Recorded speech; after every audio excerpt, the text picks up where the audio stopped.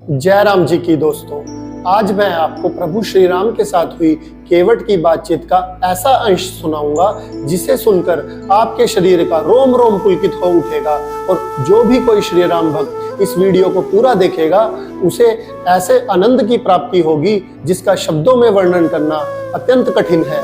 आशा करता हूँ कि आप हमारे चैनल को सब्सक्राइब करके हमें और बेहतर काम करने की प्रेरणा देंगे। जब श्री राम ने केवट से गंगा जी के पार जाने के लिए नाव निकालने को कहा, तब केवट बोला, प्रभु यहाँ से थोड़ी ही दूरी पर केवल कमर तक का पानी है, चलो मैं आपको दिखा लाता हूँ, आप वहां से पैदल ही नदी पार कर जाना। तब श्री राम केवट से बोले, केवट महोदय, हमारे साथ हमारी धर्मपत्नी जानकी जी भी हैं, कृपा करके आप हमें नाव से ही ले चलिए।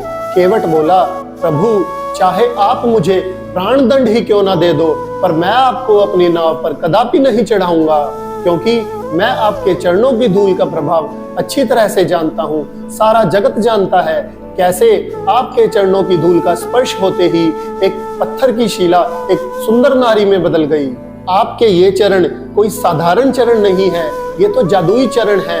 इनके संपर्क में आने से तो पत्थर जैसी कठोर वस्तु भी कोमल शरीर वाली स्त्री बन गई। मेरी नौका तो फिर भी लकड़ी की बनी हुई है और लकड़ी तो पत्थर के मुकाबले बहुत कोमल होती है और निरंतर पानी में रहने के कारण ये और भी ज्यादा कोमल हो गई है। आपके चरणों की धूल के स्पर्श मात्र से अगर मेरी ये नौका स्त्री में बदल गई तो मैं तो मारा जाऊंगा। प्रभु हंसते हुए से बोले, केवट भाई, सुंदर नारी की तो हर किसी आदमी को चाह होती है, क्या तुमको नहीं है? भोला केवट बोला, प्रभु घर पर रह रही एक स्त्री का खर्चा उठाने में तो मुझे बहुत संघर्ष करना पड़ रहा है। अगर दो स्त्रियां हो गई तो उनका खर्चा उठाने में तो मैं सर्वदा असमर्थ हूँ। और दूसरी बात यह है कि मेरी और मेरे पूरे परिवार की आजीविका इसी नौका से चलती है। अगर ये ही ना रही तो हम सब भूखे मारे जाएंगे। इस नौका के सिवा आजीविका का मेरे पास और कोई साधन नहीं है, इसलिए प्रभु मैं आपको अपनी नौका पर चढ़ाने का जोखिम कदापि नहीं उठा सकता।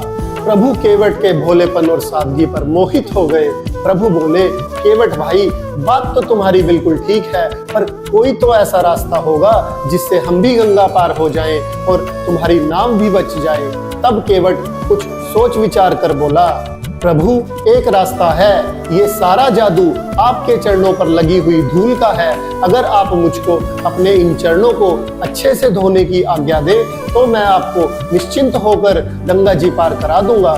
प्रभु ने अपने पैर धुलवाने के लिए हामी भर दी। प्रभु का हाँ में जरा सा सिर हिलाने की देर थी कि केवट ने अपने लड़के और अपनी पत्नी को बुलवा लिया और वे सारे प्रभु के चरणों को चारों ओर से घेर कर बैठ गए और उनके चरणों की बड़ी सुंदर वंदना करी। फिर केवट दौड़कर एक छोटे से काठ के कठौते में गंगा जी का जल भर लाया और प्रभु के पैर बड़े प्रेम से धोने लगा और उस पवित्र जल को बार बार पीने लगा और अपने परिवार को भी पिलाने लगा। तब प्रभु बोले, भाई केवट, हमारी बात तो केवल चरणों की धूल को धोने की हुई थी, आप ये चरणों की धूल का पानी क्यों पीते हो?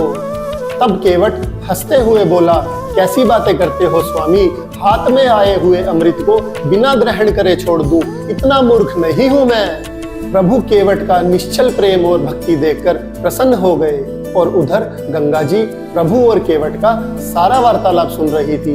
गंगा जी सोचने लगी, ये तो साक्षात भगवान हैं, ये तो सारे संसार को पार लगाते हैं, ये एक तुच्छ से केवट से पार लगाने का निहोरा क्यों कर रहे हैं? पर जब केवट गंगा जल से प्रभु के पैर पखारने लगा तब गंगा जी ने प्रभु के चरणों को पहचान लिया, क्योंकि गंगा जी की उत्पत्ति प्रभु के चरणों से ही हुई है। तब गंगा जी को समझ में आ गया कि प्रभु तो लीला कर रहे हैं। केवट ने प्रभु श्री राम को निषादराज, श्री लक्ष्मण जी और श्री सीता जी के सहित गंगा के पार उतार दिया और खुद भी उतरकर दंडवत करने लगा। तब प्रभु को संकोच हुआ कि इसको उतराई में क्या दिया जाए। अपने स्वामी का मन पढ़कर सीता जी ने अपनी बहुमूल्य रतन जटित अंगूठी उतारकर केवट को दे दी।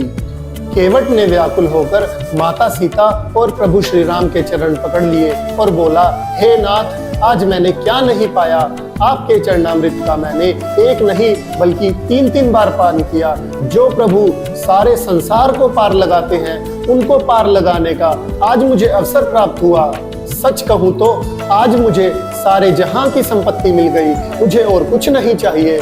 प्रभु, मुझे और कुछ नहीं चाहिए। जब आप वनवास की अवधि समाप्त करके आएंगे, तब आप प्रसाद रूप में मुझे जो कुछ देंगे वो मैं सिर चढ़ाकर स्वीकार करूंगा। दोस्तों, अगर गौर किया जाए तो वो केवट आप, मैं और हम सब से कहीं ज्यादा भाग्यशाली था। प्रभु से यही प्रार्थना है कि हमको भी अगले जन्म में अपना केवट बनने का सौभाग्य दे। आई होप आपको ये वीडियो पसंद आई होगी। अगर आपको ये वीडियो अच्छी लगी तो इस पर एक लाइक कर दें, और अगर वीडियो अच्छी नहीं लगी तो आप एक डिसलाइक भी कर सकते हैं। हमारा चैनल सब्सक्राइब करके अपना सपोर्ट हमें दें, और कमेंट सेक्शन में मैं भी केवट लिखकर बताएं कि कौन कौन केवट जैसा सौभाग्य पाना चाहता है। मैं आपसे फिर ऐसे ही एक और वीडियो में मिलूंगा। तब तक के लिए आप सबको मेरी जय राम जी की।